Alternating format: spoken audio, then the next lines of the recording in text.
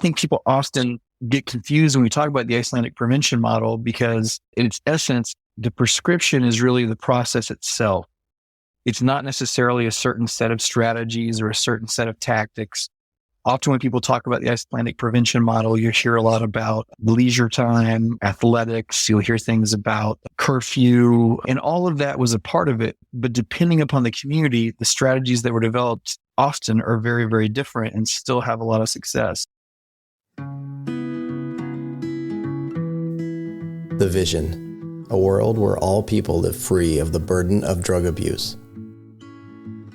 This is the Drug Free America Foundation's Pathway to Prevention podcast, where we are committed to developing strategies that prevent drug use and promote sustained recovery. Thank you for not only tuning in, but your continued support and efforts to help make this world a better place. We hope you enjoyed this episode. In this episode, we dive into the fascinating topic of how to improve the well-being of young people in our communities. Our guest, Dr. Michael Mann from Boise State University and a leading expert in youth development, shares insights on how to sustain adult attention and engagement in efforts to support young people. We explore the successful Icelandic model, which has made significant impacts in reducing substance use and misuse and other risky behaviors among young people. Dr. Mann also provides valuable tips on effective data collection and communication strategies, as well as the importance of building strong institutions and partnerships to achieve long-term positive outcomes for young people. So sit back, relax, and enjoy this conversation. All right, podcast listeners, I am excited and honored to welcome Mike to the show. Mike, welcome. Thanks for joining us. Yeah, thank you so much for having me. I really appreciate it. Yeah, I've been looking forward to this conversation since our first email exchange, and quite frankly, been having fun talking to you before we even hit that record button. We're going to get into some fascinating stuff. But before we do, would you mind just introducing yourself a little bit about kind of your background and your current role for our listeners? My name is Mike Mann. I currently work at Boise State University in Idaho. I have a lot of hats on there.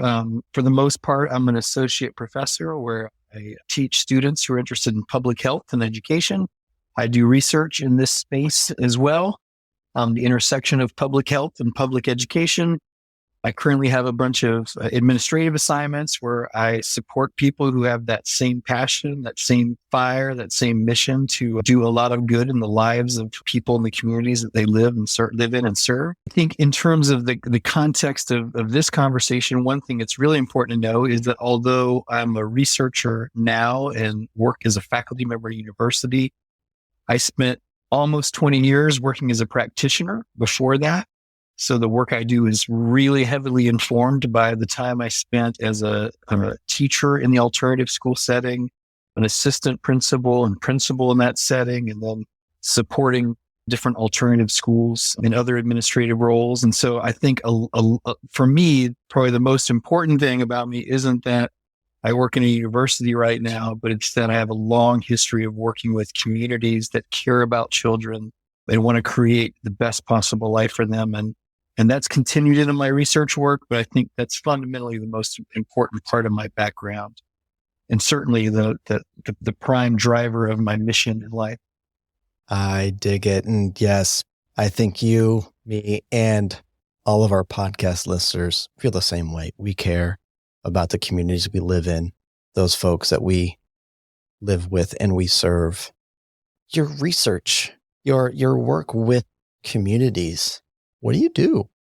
That's a great question. I think, the thing that connected us was through my work with something called the Icelandic prevention model. And some people may be familiar with it. I feel like over the past 10 years, it's something that has gotten a bit of a global audience. My role in it is actually very, very humble. So I'm going to describe what I think of as the people that are much more important than me. And then I'll tack on a little bit about how I've tried to be a good teammate to them.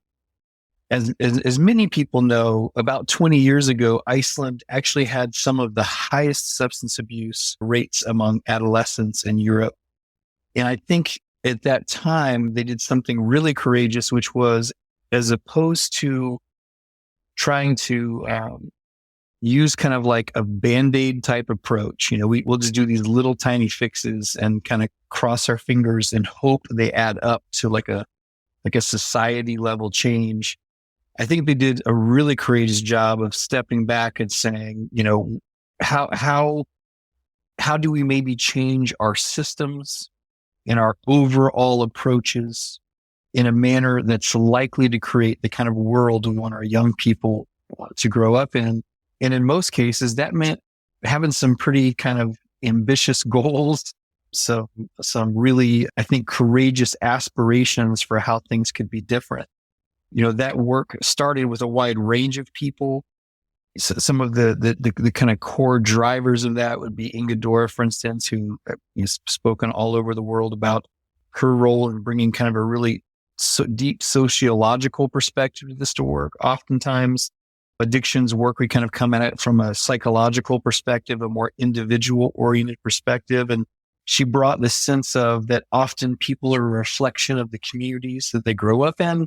And as a result, how do we think about how we not treat individuals only, but instead really think of society as a patient and think about what societies need and how we need to make changes in how society is structured and how we limit exposure to risk for young people and maximize exposure to protective factors. And in doing so, create the kind of opportunity-rich, safe, secure environments in which young people can grow up and thrive. And so with her leadership, and then really one of her great talents is connecting people across all kinds of different sectors. And I can name a million people. We can talk about Margaret. We can talk about Gisli. We can talk about Jon, all these amazing people who were leaders in their own right in leading their sectors and working together to kind of build this kind of community. And so over the course of 20 years, they went from having some of the highest rates of substance abuse among teenagers in Europe to the absolute lowest rates. And so from my point of view, they successfully treated society as a patient and have created these really great environments for young people in which them thriving is easy. My role about 10 years ago, me and Alfgeir Christensen were hired into the same school of public health as assistant professors. We started swinging kettlebells together, which clearly he does more than me. If you've met us both, I am shaped like a kettlebell and his biceps, I think, have kettlebells in them. But through our common time working out and just talking, we realized that we had a lot of similarities in how my alternative schools operated in terms of community and their community building, which has worked. And then started trying to ferret out exactly, at the time, a lot of this model grew very organically. I mean, it had deep theoretical roots. So I don't want to take away from that. It was very purposeful and intentional. But I think a lot of the operational details, as often happens, kind of organically rose up over time.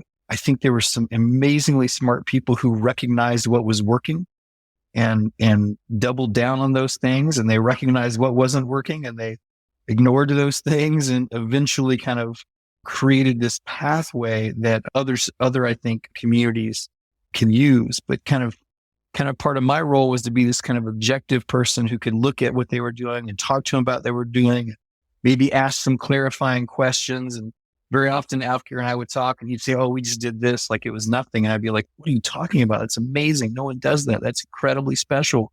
So I think in a lot of ways, in the beginning, my role was just recognizing the great work of other people and helping them realize that what felt common to them might be really special to some other people. And so then we, worked on writing some articles together and creating what I hope, when I say creating, I mean, other people created it. We worked together to give voice to it and give voice to it in a way that's portable, so that other communities can take those lessons and integrate it into what they do when they try and create these great environments for young people as well. Told you I was long-winded. You got me thinking about my morning workout. So I've got a gym right next door where I work out in the basement too. So yeah, we are cut of a very similar cloth. Fascinating though. And I would love to dive in a little bit more and unpack the Icelandic model. Can you tell us more? Like, I'm particularly interested in the culture, the society, the environment that they were able to create for the youth to prosper in, the protective factor side of the house. What does that kind of look like? Yeah, I think, often if you are at a presentation about this and lucky to be talking with Icelanders who are far more articulate and describe this much more beautifully than I do, often they'll show a picture, and the picture is from somewhere around 3 or 4 o'clock in the morning in Iceland. It looks like it's broad daylight because in the summer, the sun goes down a very limited amount of time. This is a picture from the 90s, and it's literally like the main kind of street area just jammed with teenagers. And, this idea that at that time, probably around 25 years ago or so now, that was normal. The idea of being 15 out at 3 o'clock in the morning, having drank all night was just a little bit of a cultural norm. And as often, culture is often described as the things we know that we don't know we know. They're so deeply ingrained in how we see the world that, one of the only ways we recognize them is to see something different somewhere else and think like, that's strange. And then actually it's, maybe that's not, we don't know if that's strange or I'm strange, but like, that's how deeply rooted it is that anything outside of that just feels odd. And so this picture that's famous ended up in the media and really had people reflecting on, is this what we want our norm to be? And I'm going to be really humble in how I speak about this because clearly I wasn't there and clearly I wasn't a leader in this, but I have been able to listen to people talk about this quite a bit. And I wouldn't make like light of this part. I think that, one of the, this is going to sound harsh and don't mean it to at all, but one of the things when you look at something like public health policy, by the way, I've never heard the Icelanders say what I'm about to say, but if you look at public health policy, you'll often hear this idea that sadly, too often policy gets written in blood, which means something bad has happened. And then people write policy, that the idea of us seeing something bad and acting before it happens is really rare. And so, although in this case, it wasn't that extreme, they did see something that definitely got some people's attention and had them thinking about, they saw an outcome and I think had the wisdom to question whether or not this norm is something that they want to continue and whether or not they want to replace it with something better. So I think that was the beginning, this idea of, what event or series of events is enough to initially grab our attention and is convincing enough to us that we're going to make a commitment to do something that we sustain over time. And so I think that was a big beginning part of it.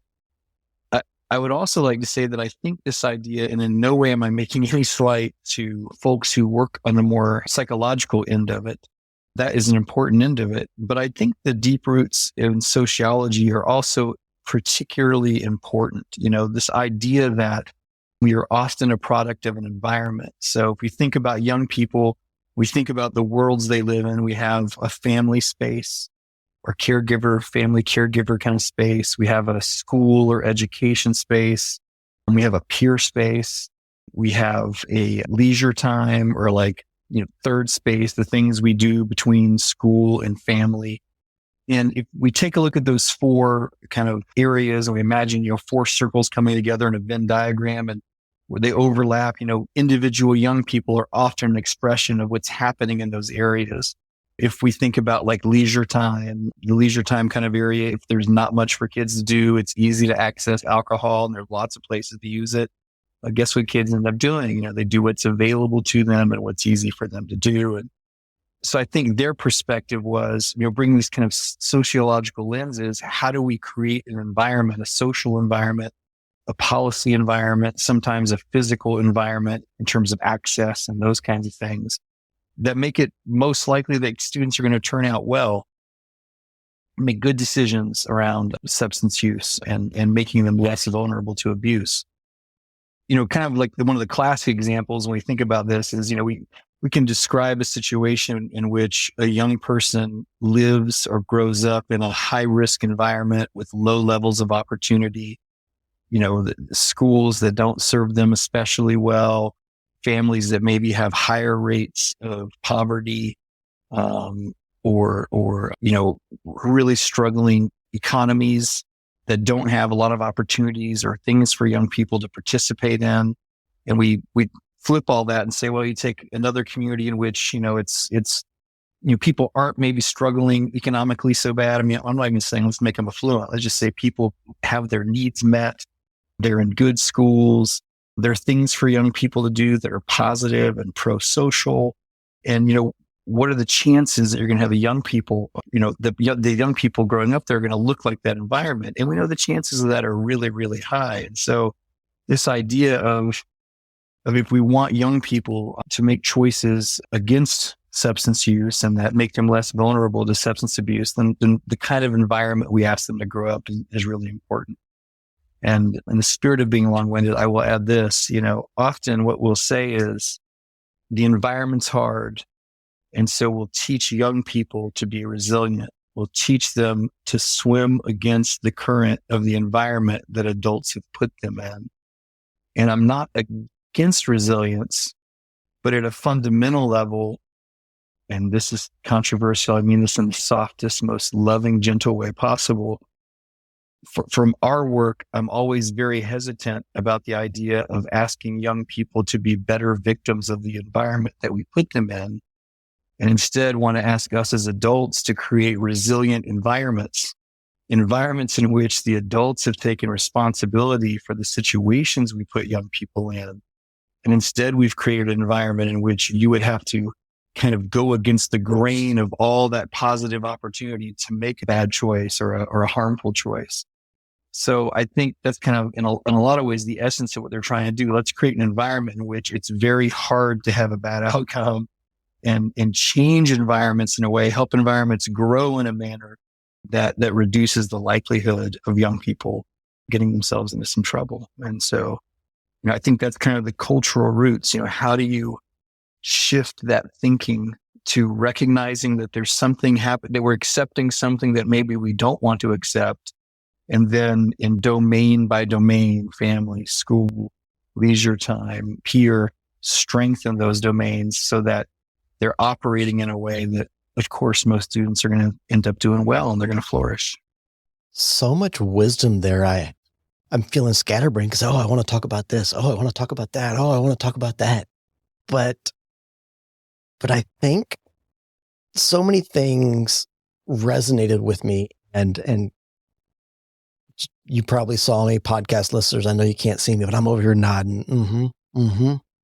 What I see often with coalitions and communities here in the United States is policy programs are so reactionary. Say there was a DUI accident or fatality on a prom night, and there's the reaction based upon an emotional response, albeit very important, we take action. But what I'm hearing is the Icelandic model, they paused and they went through a process to determine what the best action was. So often when we see reactions happen, policy happen here in the States, it's something bad happened. We need a policy. Boom, let's put it out there. Said, let's look at all the objective data. What are some of the positive implications? What might be some of those negative implications? What are some of the opportunities? What is the potential? What new innovative ideas outside the box thinking can we bring into this? And I also feel like they also brought a layer of that critical thinking. Yeah, but what are the implications of not acting, of being successful? And boom, they took action. That's kind of what I was hearing. Yeah, I think so. And again, I don't want to oversell times that I wasn't there. I will celebrate them strenuously and joyfully because I feel really lucky to be a part of a very small part of the really great work that they've done. I think to me, part of the thing I think is so important about their approach is I think lots of places, as you described, an event happens and then we reassess. So, this picture is taken there, people are looking at it in the media, and there's an opportunity to reassess. I think one thing I love about them is that they took advantage of that opportunity and they actually reassessed. I think we have all kinds of opportunities to reassess. and we whiff on it. We don't do it, or we reassess at a very superficial level. But I think for them, there was a kind of a deep reassessment, and people, kept people focused on that. I think out of that, and this to me is one of the great strengths of this approach, is the idea that, I think things like attention are a treatment. How do we create, a system in which, or a process in which, we're able to sustain adults' attention over time? So, you described it, something terrible happens in the States, people get anxious, we'll have a community meeting, 500 people will show up, we'll have a community meeting 3 months later and 5 people show up. And so how do we sustain attention over time? And when I say that, I'm not being necessarily ugly. People have 1,000 reasons why 90 days they aren't there anymore. I'm not being judgmental about that. But I am saying that in order to make progress, we can't forget the tragedies that we don't want to have happen again.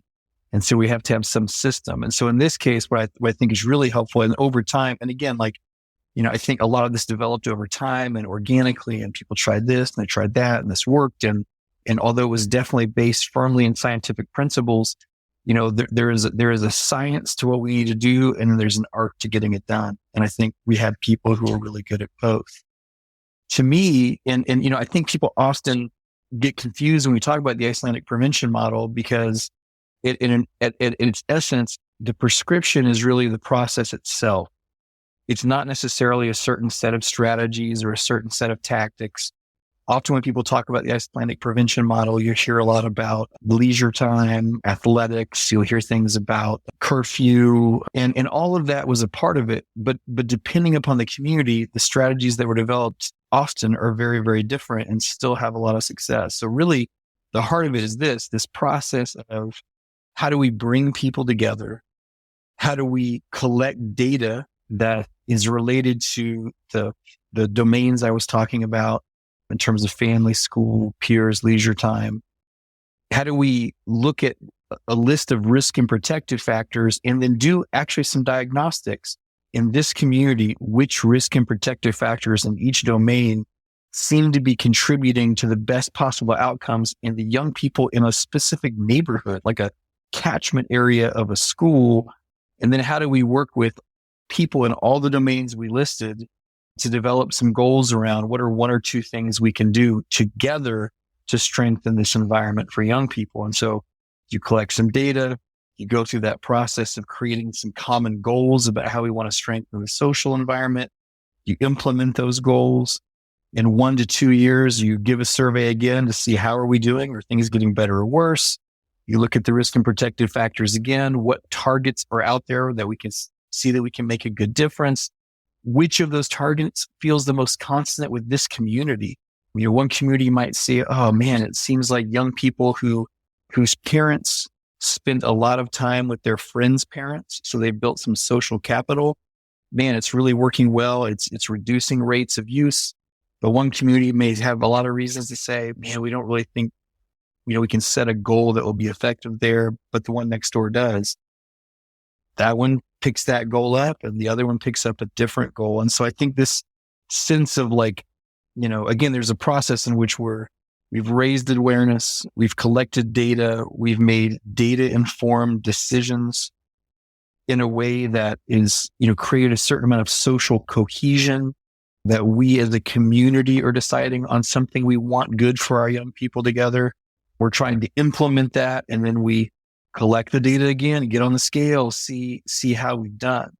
Often, and gosh, I feel like everything I'm going to say in this podcast is going to make people mad at me. For those of you who know me, you know how good-hearted I am. I don't mean anything bad about it, but in general, I think in the States at least, a lot of our coalition work around substance use prevention doesn't go anywhere. This, I think, provides a structure that propels community coalition work forward and that holds it accountable, because you're getting this data at regular intervals, which gives you a sense of whether or not you made progress together. It's giving you clear targets through diagnostics that's specific to the community you serve, not just these general scientific principles, which are important, but are really most important in the context of local data that's telling you what works specifically with the young people and the families we're serving. And so I think as you said, the process is the prescription. So it just provides a little bit more structure. I think the other thing that it often does that is so important is part of the goal of this is to say, how can we strengthen the institutions that are dedicated to serving young people? How do we strengthen families? How do we strengthen schools? How do we strengthen after school programs and leisure time opportunities? How do we strengthen social services that are dedicated to serving young people? And so we build these institutions, which hopefully are a reflection of our values. We just say students learning is so important to so many of us that we're going to invest some of our collective resources there. And so I think that part of it too, where we're strengthening institutions over time, we're strengthening relationships over time, we're strengthening our ability just to agree on the obvious things, which is we want our children to be well and to act on that. And so I think this kind of, people often ask, how is this different from traditional kind of coalition work in the US? And in this case, I would say there's a very clear structure. There's a very clear plan. It's very data-based. It combines practitioners and scientists effectively and families effectively. It creates sustained attention over time across all of the parties that really need to be engaged in that. And it strengthens institutions that are dedicated to serving young people. So that's what this does. The thing that I think we often don't do that's in that is we do things like fund work on 1 to 3 year grants, trying to solve social problems that took 1 to 3 decades to create. We often put people in coalitions who, although they are good people, in my experience with them, most of them have dedicated their lives to doing great things in the world, but we ask them to collaborate while also asking them to compete for the next grant. And so that's a huge obstacle to collaboration. If whether or not I'm going to be able to pay for my children's school and my team can maybe pay for a mortgage is at risk because we're doing too much with our neighbor. People will say, no, that doesn't happen. It absolutely happens. I think coalition work often in the States is very, very heavy on planning and not super heavy on getting it done. And that's because doing it is hard. And as opposed to creating strong institutions with the capacity to get it done. I mean, often when I work in the States, we spend enormous amount of time trying to build the capacity to act because we've underinvested in institutions designed to do this good work in communities that need it. And so we try and piece together enough capacity from these 4 different grants until eventually we have it for, 18 months until one of the grants is gone. And then we're trying to figure out how to do that next piece. And so I think another thing that can be missed in their good work is just saying, this is something we're going to make a commitment to, and we're going to build, we're going to recognize. And one thing we want to talk about is that you want the scope of the solution to match the scope of the problem. And so if this is a generational problem, if it's taken decades to develop, it's probably going to take a while for us to be able to address it appropriately. And how do we build strong institutions able to keep that capacity over time so we can make and sustain progress? I love it. And what stands out to me that is unique and powerful about the Icelandic model would be a couple things. One being that paradigm, that mindset that society is the patient, and that what I see often here in at least the States is when we look at environmental or individual programs, we tend to skew towards the individual, one, because of funding, but two, this is where I might, frustrate people, but it's easier to get data on that than the environmental strategies, and the environmental change is so much harder. And because of the grant structure, you got to have your deliverables, you got to hit your numbers, your get rid of all that. We skew towards those individual, and they are so important. I will push that comprehensive approach till I'm blue in the face, but we shy away from environmental because it's hard. Yeah, I agree with that. And look, I mean, it's a weird balance. It sounds like we're both trying to kind of like a tightrope we're trying to walk, right? I care very deeply about individual young people. I mean, we can sit here and I can go name. It was funny. A few weeks ago, I was talking to someone I worked with when I very first started working in alternative schools. In any case, like I'm naming kids from when I was 20 years old. Like, oh, do you remember, this person and that person? And just it's so vivid in what I want for their lives. I still feel like in a really deep personal way that's connected to that exact young person. And so, this idea of wanting great things for individuals and knowing that no system is perfect, and that when young people aren't well served by these broader approaches we're talking about, that there will always need to be some kind of individual level treatment options. Absolutely. I just think what we're saying is we want those to be rare and the exception, and not what our plan is. If the plan is, well, we create environments that are very difficult to be successful in, and young people are struggling, almost predictably struggling sometimes, and then we try and treat our way out of it. Well, I mean, there's an enormous amount of harm that's done to that individual young person if that's the strategy that we choose. An enormous amount of harm can be done to whole communities that can be ravaged when a large number of their young people struggle and suffer with addiction.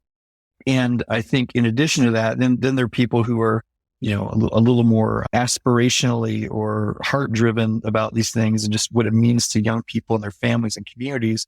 But even just in terms of the financial models of just how incredibly expensive treatment is, the social cost and the individual cost motivates me. But if you're someone who's motivated by the economic cost, so I think it's easy to make a case that we shouldn't have a model that ignores a problem until it's so massive that it's done terrible amounts of social harm and incurs massive, costs to correct it if we even can. And so, so it's the individuals matter, but I think in terms of being able to reach as many individuals as possible, these social type of interventions are really, really essential. Each life matters immeasurably, but the way to impact the most number of lives isn't necessarily one by one. It's by creating an environment in which most people are going to come out pretty well, and we save and we hopefully limit the amount of harm done to people that we have to respond, to in terms of them being further down the road in terms of the negative consequences they're dealing with. And over a lifetime, I certainly have people in my life that I love who have had issues related to addiction that would absolutely have loved to have never been introduced to the struggles that they have to deal with every day. And there's a huge cost there. So I think we can care about both at the same time, and we can be smart enough to realize that funding one doesn't preclude funding the other. And that in a perfect world, this problem is so small that, that can limit the worst harms as much as possible. I think it's easy for us all to be on board with that. Yes. And one of the other things that really jumped out at me that just felt powerful and different than what I'm used to here in the States as far as prevention is the focus was to strengthen organizations that serve the young people too. I feel like our go-to is, okay, let's do this program. We've got to go teach this many classes in the schools. We've got to go do this, this, and this. But the way you articulated that, strengthen the organizations that support young people, that also, made my heart feel happy. Well, I think woven into it too, and you don't want to over idealize something. And I want to, again, be careful not to like speak past, I'm sharing, what I've seen a little bit and what people share with me about their stories. And I don't want to undersell it because I also work a lot in this space with these folks, but I don't want to pretend like I was more significant than I was, especially in the beginning of it, because I wasn't even there. But I think this idea of, building these institutions is important, but I don't want to act like that sustaining them isn't a bit of a battle sometimes. I think anytime you have a massive problem and it seems like you've really gotten your arms around it, of course, are there temptations to say, well, maybe we don't need those resources to go there anymore and we should shift them to something else. Now we know what's likely to happen. You pull those resources and likely, it's the problem of funding prevention forever. How do you demonstrate the value of something that didn't happen? Part of it is showing, well, this is the harm when it was happening. This is what we did to make that harm be dramatically reduced. And then I think we have to, again, be able to sustain enough adult attention over time to be able to realize that if we take away the things that are protecting young people, families, and communities, then there's a great likelihood that we could have problems again. And maybe the magnitude of them are smaller, or maybe they're bigger. We really don't know that, but we do know that if we have certain things in place and they serve people, we keep them in place. And we can use a million examples of this. At some point in my life, home that I lived in caught fire. And, I wake up, I smell burning. I look around, I can't find it. I think I'm crazy. I try and lay back down, but I can't. I just still smell it. I don't know what's going on. And finally I find it outside of my house, and a corner of the house has caught fire, and I call 911, and a fire station somewhere, an alarm goes off. People fill a truck and they come to my house and they save my house. And we understand that keeping that capacity all the time is important, whether or not the house is on fire every hour on the hour, or, we just understand that there's certain things that we keep capacity. There's capacity we keep around our government. There's capacity we keep around self-defense. There's capacity we try and keep to keep community safe. There's capacity we keep around, medicine and the need to intervene medically. I think this idea that we understand that certain things are important enough that we keep capacity is something that we're familiar with, but I think that we struggle with a little bit around the space of children.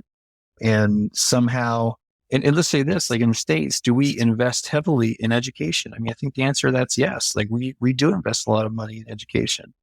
Are we often constrained in how we use that money, or whether or not enough of it gets to actual teachers and schools and classrooms?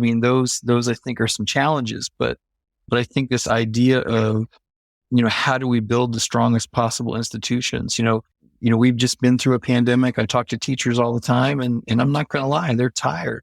And if you ask them how valued they feel right now, at least of the teachers I talk to, they don't feel like they are part of an esteemed institution in which people are grateful for them taking on the sacred trust of trying to help their young people cover their strengths and grow, the most meaningful and opportunity-filled lives possible. They feel, as though they aren't trusted, and as though people will keep limitless demands on them, and that as hard as they try to meet as many of those demands as possible, they're often met with a lack of gratitude. Not even I don't know many teachers that feel like they need a ticker tape parade, but just, a thank you now and then, never hurts anyone. And so how do we strengthen these institutions full of people devoted to serving our young people, and help make sure that as a society, we're treating people as though they're as valuable as they are, and that we're funding their efforts in a way that gives them a chance of achieving the goals that they need to achieve, and that we agree with. And let me say this, because I think this bears repeating, because as I'm talking, I'm definitely a community-oriented person. But I will say this, my community orientation doesn't come from, I'm politically a very hardcore independent. It's certainly not a political agenda anywhere. It's certainly not, having worked, I've worked in, countries that have socialist parties. I worked in countries that are very, very far to the right. I think people have children across all kinds of political party lines, and all of that means almost nothing to me. Where I learned about the importance of working in community came from, honestly, growing up in the South in the United States of America. My family's originally from Alabama. I spent most of my formative years in Florida. And, it was my grandmother and my mother that taught me things about being a good neighbor, and, treating people how I wanted to be treated myself, and being able to recognize when we were on the same page, being able to have this balance between wanting to have our individual liberties and freedoms, which I think people are certainly entitled to, but also being wise enough to realize when it's in our common interest to work together. Let's raise the barn as a community. Let's put the steeple up on the church as a community, because one person can't do those things by themselves. And so, I think, what we're talking about here in terms of community is something to me that's so much more basic than politics and is really ground in pragmatism, not ideology. That if I'm in my backyard and I'm trying to move a tree stump that's too heavy, I'm not going to double down on doing it by myself. I'm going to just be wise enough to ask my neighbor, Doug, if he can give me a hand. And if I'm reasonable to him, he'll give me a hand. And so it's that level of working together as a community that I think it's I think it's really easy to like label this as something. And it's certainly not anything other than, realizing that, the only way for me to have the only important influence on my child is for them to live inside my home, never go to school, never go to the grocery store, never consume media, don't listen to the radio, don't go online. I mean, at some level, we are all in this together when it comes to creating an environment in which, kids have a chance to really thrive. And so, it's that kind of very pragmatic, practical level. And I think one thing I really like about this approach is it has nothing to do with any kind of ideology beyond the ideology of how do we sustain adult attention over time and keep us really focused on the priority of making decisions that are in the best interest of young people. And by the way, applying them in very specific ways. So let's say the community, we say, well, so they run the data, they look at the risk and protective factors. And in that specific community, they realize, and by the way, some of these are all near universal truths, but you still want to look at local data and see what's most impactful. But they're like, man, really students in this school who report that young people, that it's safe to try your best in school. And that if you do, your friends won't make fun of you if you make mistakes, right? That it's socially okay to try your best at school and that it's a safe place to make mistakes. And a community can say, we want to set some goals around that. And there's a role for parents in that and how we communicate to our children about the importance of school and how it's okay to do your best. Let's encourage our friends to do their best. Let's not make fun of kids who make mistakes. There's clearly a role for that in schools. There's a role for that in peers. How do we teach peers to reinforce each other in a way that creates these safe spaces? There's a role for that in the leisure space in terms of after school programs, or, if I'm coaching a team and I say, hey, look, academics is important in this team. In order to continue being a part of this team, you need to be trying your best and working hard in school, and we need to have positive reports back. And so in this way, a whole community can come around what looks like a school related goal, but it's not. What it's really is it's a young person related goal. This protective factor is so important that we can all come together and kind of reinforce it together. And so it's really that kind of pragmatic teamwork that I think is so helpful in this approach. Well, some of the things that I'm hearing and talking about teachers and building the capacity of the organization that serve youth and the youth themselves is the community, the importance of the community coming together to talk about their values as a community. You mentioned values earlier, and that word jumped out at me because it's so important. And what I'm hearing is a community come together and say, hey, these are the things we value. These are the protective factors that we value. So let's build those up.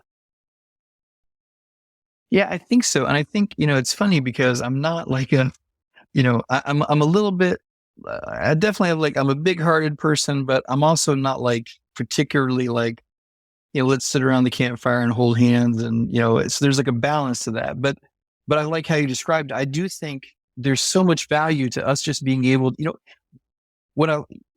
how do we create time and space for adults to reflect on how important our children are, not only individually, which I think a lot of us do as parents, constantly, but how do we do that together?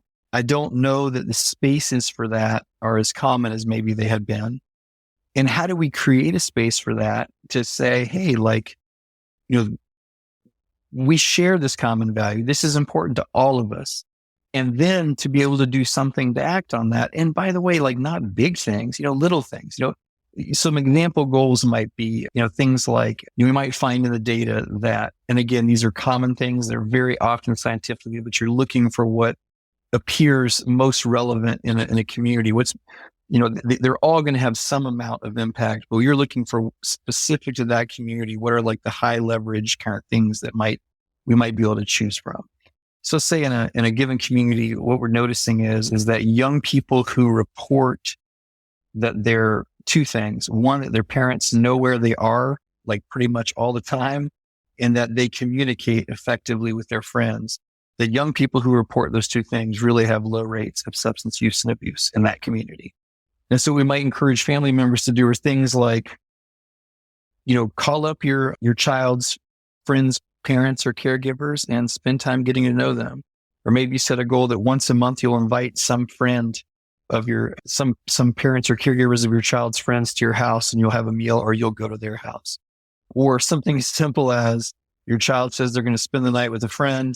You just pick up the phone and call and check in and make sure that's really kind of what's happening. This idea of, kind of monitoring and co-monitoring together. And these all seem like super simple things, but these are also things that it's easy for us to miss as adults, especially in our super fast world in which is just, as much as being connected is important to us, there's a lot of science that shows that being disconnected is easier than maybe it's been in the past. And so, part of what this approach does is it does encourage us to make these connections in our community, but in like super authentic ways that, by the way, don't only benefit young people in terms of kind of creating this protective environment, but that often just benefit families and communities more generally. I would say one thing I really love about their approach is you build this capacity with the intent of reducing adolescent substance abuse, which is awesome. But then there's all these other benefits that we tend not to count, right? And in this case, it might be the benefits of more cohesive communities, or the benefits of knowing our neighbors better, or the benefits of being able to communicate with people in ways that maybe we wouldn't have been able to before. And then how do we leverage that to greater good? I mean, there definitely have been times in Iceland where people said, well, it seems we've kind of tackled this. Maybe we should disband it. And people are like, no, let's take the same capacity and maybe focus on things like youth quality of life or youth mental health or indicators related to thriving. And so, we can begin by doing things that prevent substance abuse, reduce substance abuse, but also that have a lot of, I think, really, that build the capacity in a community to have the kind of relationships and the kind of cohesion that not only create these great outcomes for young people in terms of that very narrow space, but that can then be applied to young people in other ways, and that also have just a lot of benefits to any adult that lives. I mean, these are the kind of communities I think not everybody, but a lot of people dream of, right? That we, I used to live in a really small town, 450 people. And, I tend to be a little more introverted. So I'm not one to walk down the street and have everybody stop me and ask me about my day and have a very long conversation about it. Like, I'll admit that limitation as a human being. But you know what? I love being in a town. When I walked down to the post office, we all waved at each other and we had some of those conversations, and you just knew that there was a certain amount of care and courtesy, and that if you had a problem, you could go to your neighbor's house and knock on the door, and that someone would be receptive and helpful. And so I think, community building, especially around the goal of being good for young people, is really at the heart of this. And there's just so many benefits to it. There's two things that I would love to touch on as well. So I'm curious about the execution, the implementation factor. You've capacity building of the organizations that serve the youth. You've talked about your values as a community. What does it take to implement? Yeah, I mean, I think that's a great question. And I'm going to try and not, we have kind of what we call our founding principles, the guiding principles, which we've talked a lot about. But then there are also kind of these 10 core steps of how you execute the model that I don't think this is the right environment to go through all of them, but I've definitely touched on them. This idea of how do we build a local coalition? How does that coalition develop some institutional capacity, maybe some initial funding? How do we engage community members and let them know, hey, we want to collect some data on young people to understand the environment they're growing up in, but we want to talk to you first. We want this to be something we do together. And how do we share that process so teachers and parents and other caregivers can say, hey, yeah, this is something that we're doing and we all want to participate in. There's an actual data collection process, including some data-driven diagnostics that, like I said, we envision a school as the hub of the community that serves a group of young people. So although this is not a school program, it's definitely a program in which schools are often a very important partner. We do everything in our power not to add to their burden because schools are already doing so much, but instead be a source of support for them where we're able to better connect them to families and other policymakers to support their work. But so they do some distribution and of survey instruments. And then we create a report that describes the neighborhood that school serves. So it's not the school itself, but it's like the school catchment area, and the diagnostics are very specific to that neighborhood or catchment area. We go through a process where we do a lot of reaching out to families and community members and professionals that serve youth and have dissemination meetings and try and disseminate findings in a lot of ways, sometimes through reports that are very graphic heavy and minimize the text and just make it easy for people to see what's happening in a community. We tend to have live community meetings as well as online community meetings where local folks, for the most part, can take people through the data and discuss, what are you seeing in the data? Is this consonant with your experience with young people in our community? And when we look at some of the risk factors we want to try and decrease or protective factors we want to increase, which ones are the ones that feel possible in this community, that feel consonant with our community's values, that are in step with where we're trying to go? And as a result, the community can really get behind them. I think there's levels of community level goal setting, and then trying to, once those goals are set, going to all these key institutions and stakeholders and saying, what are some things you can do to support progress on these goals? How might you align your policy or practice in a manner that is going to contribute to this community changing the environment together? And then, you really focus on letting young people be immersed in those kind of environments. And then you repeat the process again. You have the coalition take a look at what we're doing, get some more data. When you can see over time where a few things have changed, one is our rates of actual substance use and abuse among young people, but also how they're reporting risk and protective factors that we're targeting. Or are they saying that whatever our goals were, that they're reporting a difference from their perspective? And being able to look at both of those things gives us a real sense of progress, which I think is super helpful in coalition work. Just this idea that, because we are measuring, and when we do this, we generally try and measure the whole population. So, our goal is to have 70% better response rates, and we often have them in the high 80s or 90s. So we really have a clear sense of what's happening with all the students in this community, which is pretty undeniable. When you start to see those indicators get better, you get excited and want more. If they're not, it makes you rethink, did we really implement this like we needed to, and double down and either try harder or try something new? But so I think like those kind of, that I would say that's like, without going exactly step by step, those are kind of the bigger rocks in the process. And is there a link I can put in the show notes for folks to go learn more about all this?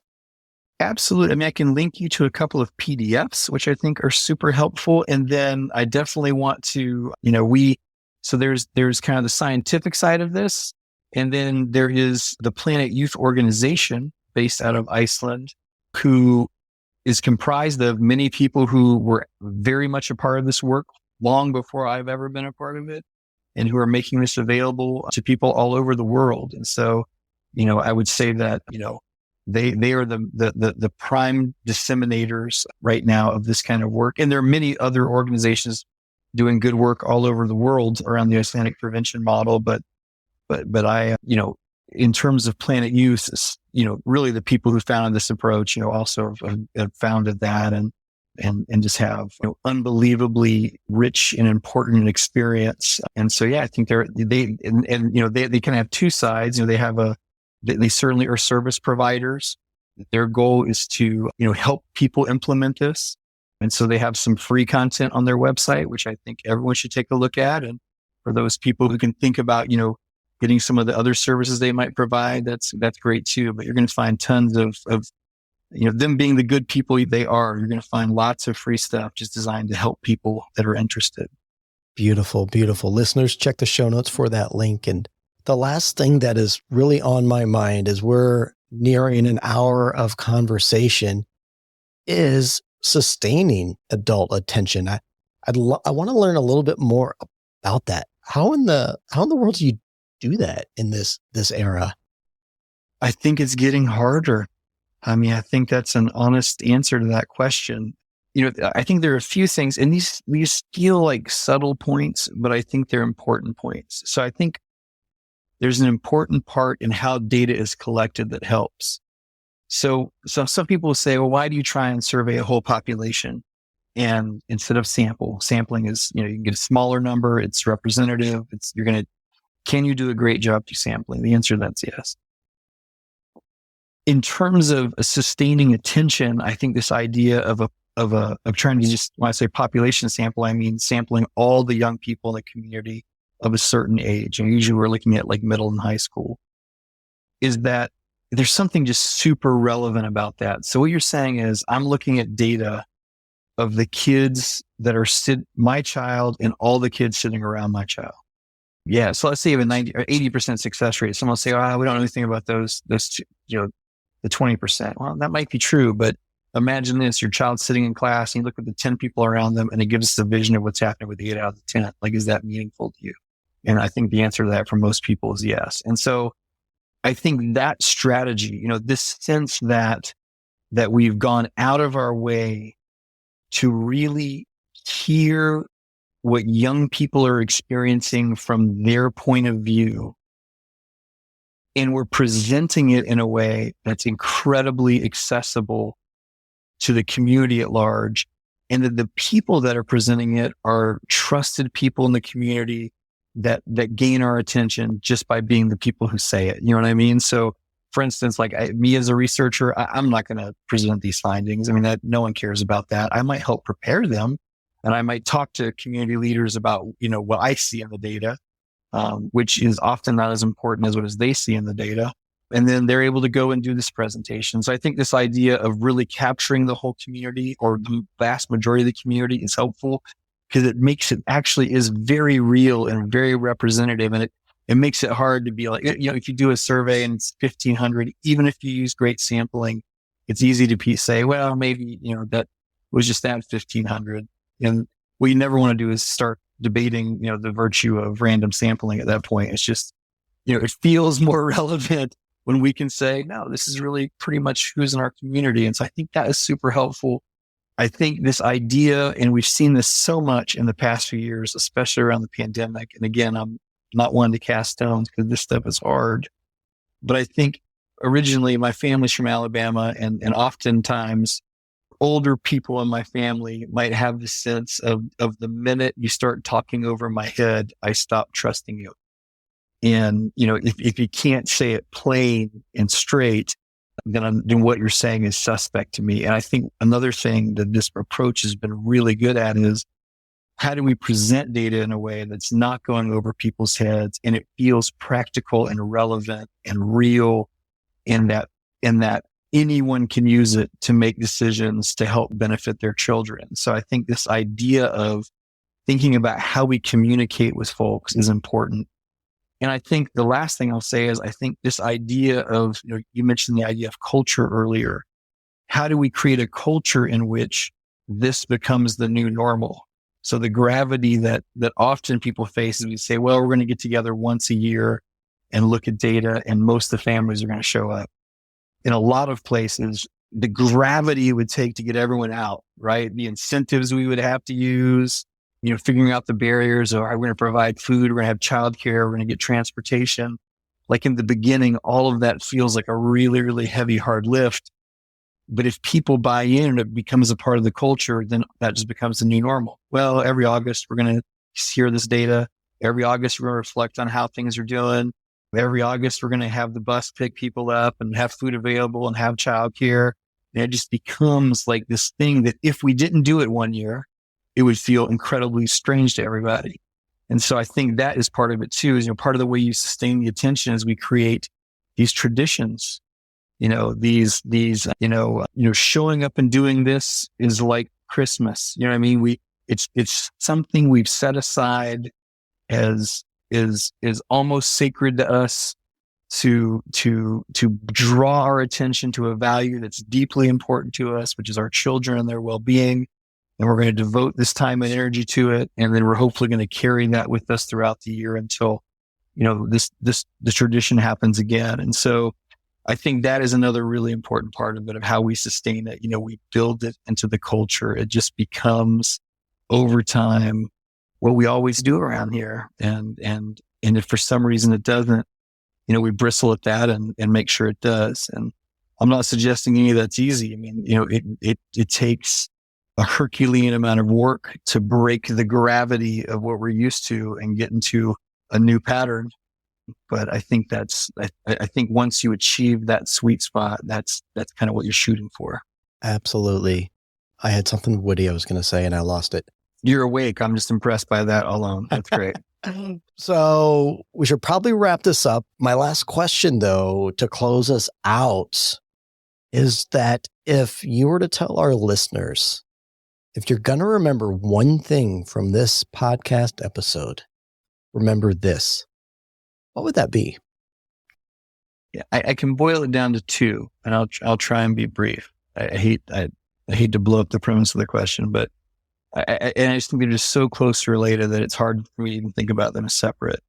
I think the first thing I would encourage us of is that there are some things that are so important to us that we just have to work together to make them happen. It's okay to say, man, I care so deeply for my child and their friends and the children in this community. I can maybe change what I normally would do and work with the people in my neighborhood just to make a great neighborhood for those young. So, that's okay. I think sometimes we're at a place, especially like post a pandemic, that has people weary and on edge and suspicious of making a sacrifice for somebody else. And what I would say is, let's not lump everything into one category of suspicion or fatigue, and instead just realize that there's some things that are just essential to us. And certainly, being able to join together to do great things for kids is one of them. And then the closely related second thing is that being able to sustain our collective attention over time. And although I do think, I'll talk about the States, I do think the United States makes great investments in children. I'm not trying to say that we always fail to put our money where our mouth is. But I would say that the way we go about it often interrupts and breaks that attention, and sometimes falls short of providing the resources necessary to get something done. And so for us, not only to sustain attention in terms of us as individuals in a community, but to create the institutional capacity to have some organization be able to, maintain the capacity they need over time to solve generational problems, I think is really important. So, what's the 1-2 punch? One is us being able to say there's some things so important that of course we're going to work together, and children is definitely going to be one of them. And I think the other is to say, how do we express that through sustained attention and strong institutions that are able to get the job done that we know is super important to us? And those are both really hard things, but I think that's, what we're pulling for. Yep. And like you said, when you got to do hard things, got to do it together. You got to do it together. Well, this has been awesome. Awesome. I could sit here for hours and pick your brain and talk, but I know we both have a lengthy to-do list because we're some go-getters. So I will thank you very much for taking time out of your busy schedule to share your wisdom with me and with our audience across the globe.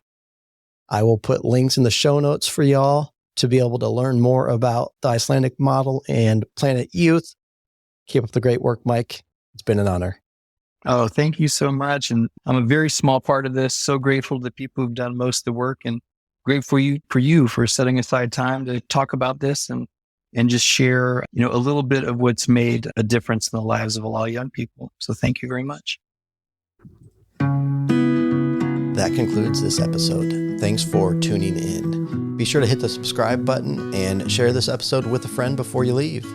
And we look forward to seeing you on social media, because prevention is better together. Together, we are stronger.